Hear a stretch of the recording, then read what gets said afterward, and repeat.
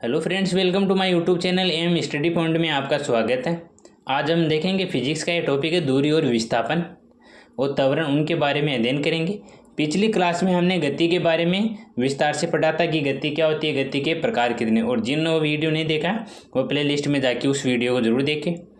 और आज हम पार्ट सेकेंड पढ़ेंगे। और वीडियो अच्छा लगे तो वीडियो को लाइक करें और चैनल को सब्सक्राइब जरूर करें। ठीक है, तो हम पहले देखेंगे दूरी डिस्टेंस क्या होती है। तो किसी निश्चित समय अंतराल में वस्तु द्वारा तय किए गए पथ की कुल लंबाई वस्तु द्वारा तय की गई दूरी कहलाती है। क्या है कि निश्चित समय अंतराल में वस्तु द्वारा तय किए गए पथ की कुल लंबाई को हम क्या कहते हैं, दूरी कहते हैं। कुल लंबाई को क्या कहते हैं, दूरी कहते हैं। जैसे इस डायग्राम में दिखाया गया कि ये दूरी है। जैसे यहाँ कोई व्यक्ति है, वो यहाँ से चल के ऐसे आता है, तो ये क्या उसकी दूरी हो जाती है। कुल दूरी जैसे 10 मीटर है, 20 मीटर, ठीक है। अब आगे देखो कि इसका मात्रक, दूरी का मात्रक क्या होता है, दूरी का मात्रक मीटर होता है। और दूरी एक ही अदिश राशि होती है। क्यों? दूरी में मतलब कि परिणाम होता है, अपन कोई निश्चित दिशा नहीं होती है, जिसके कारण उसे अदिश राशि कहते हैं। ठीक है, इसमें देखो डायग्राम में दिखाया है कि दूरी कैसी होती है। जैसे मतलब कि कोई व्यक्ति यहाँ खड़ा है, यहाँ से चल के यहाँ आता है, तो वो क्या एक होगी, उसकी दूरी हो जाती है। ठीक है, जैसे 10 मीटर चला हुआ। आगे देखो, अगला क्या पॉइंट क्या है, विस्थापन, डिस्प्लेसमेंट। ठीक है, किसी वस्तु की प्रारंभिक अवस्था व अंतिम अवस्था के बीच की न्यूनतम या सीधी दूरी उस समय में वस्तु का विस्थापन कहलाता है। विस्थापन क्या है, शॉर्टकट रास्ता, सीधा रास्ता या शॉर्टकट रास्ता को हम विस्थापन कहते हैं। जैसे डायग्राम में दिखाया कि ये प्रारंभिक अवस्था है व्यक्ति की और ये अंतिम अवस्था है। इनके बीच की जो दूरी है वही ये क्या है, विस्थापन। सीधा रास्ता या शॉर्टकट रास्ता को हम विस्थापन कहते हैं। तो इसका मात्रक क्या, मीटर होता है। तो विस्थापन का मात्रक क्या हो गया, मीटर। ये एक अदिश राशि है।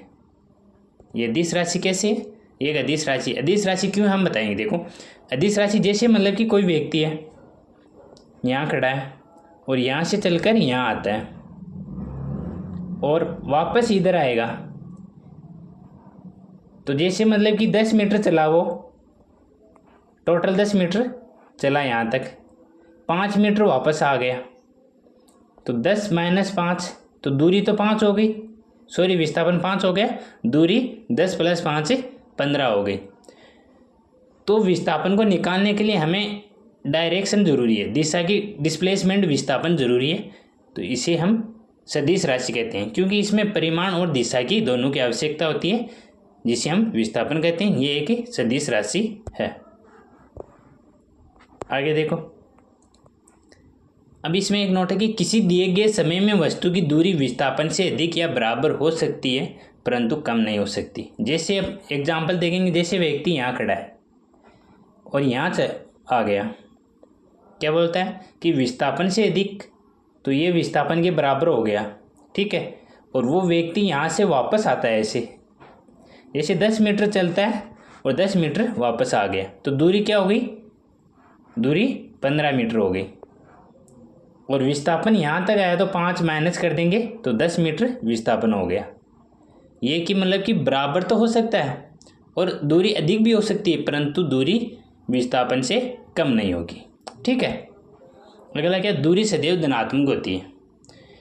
दूरी सदैव धनात्मक, ये नहीं होता है कि यहाँ से व्यक्ति चला यहाँ तक आया और वापस यहाँ तक आया तो माइनस हो जाएगा। दूरी में प्लस ही होगा, जितना चलेगा वो उतना उसमें ऐड होता जाएगा, जैसे दूरी धनात्मक होती है।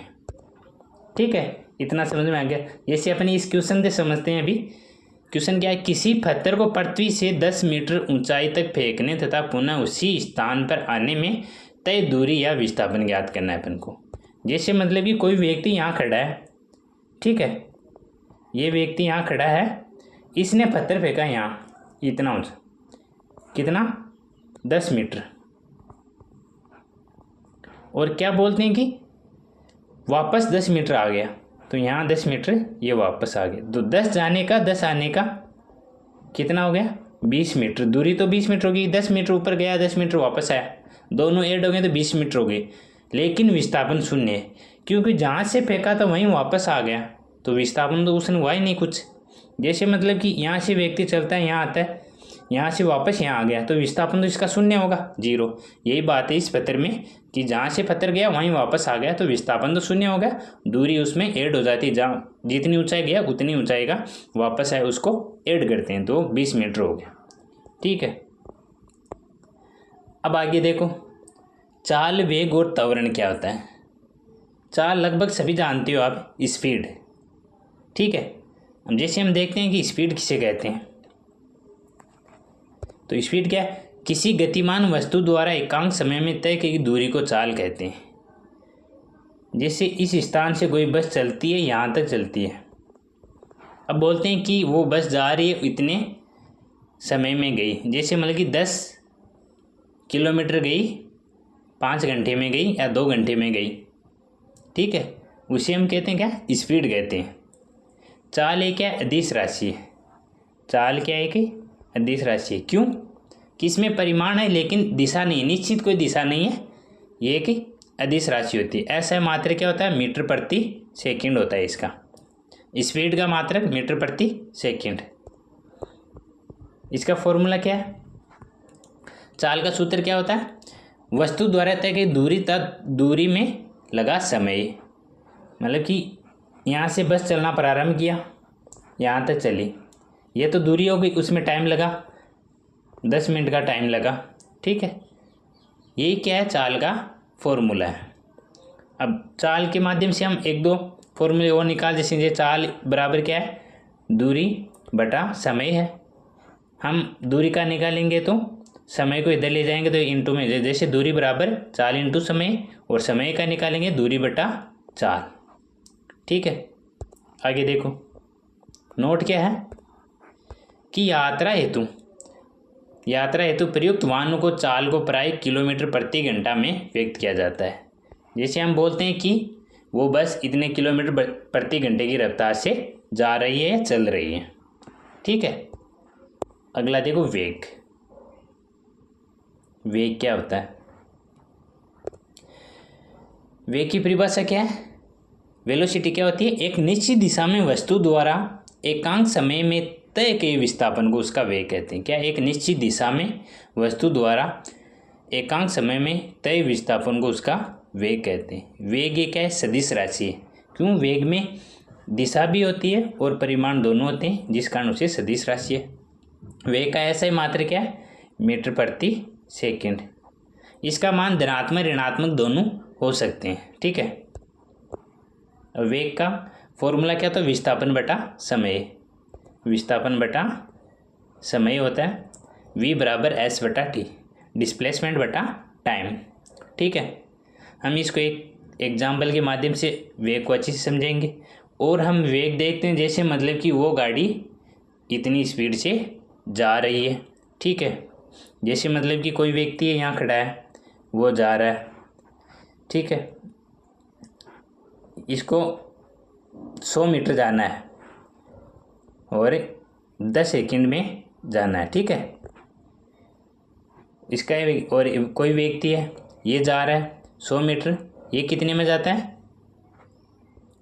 9 सेकंड में जाता है। ठीक है, तो कोई बस से उसको वेगन विस्थापन हो गया। ओके, आगे देखो, अब एग्जाम्पल से हम अच्छे से समझें कि वेग और विस्थापन क्या होता है, दूरी विस्थापन क्या होता है। जैसे मतलब कोई व्यक्ति सरल रेखा में 200 मीटर चलता है और 20 सेकंड का समय लेता है, तो चाल व वेग बताओ।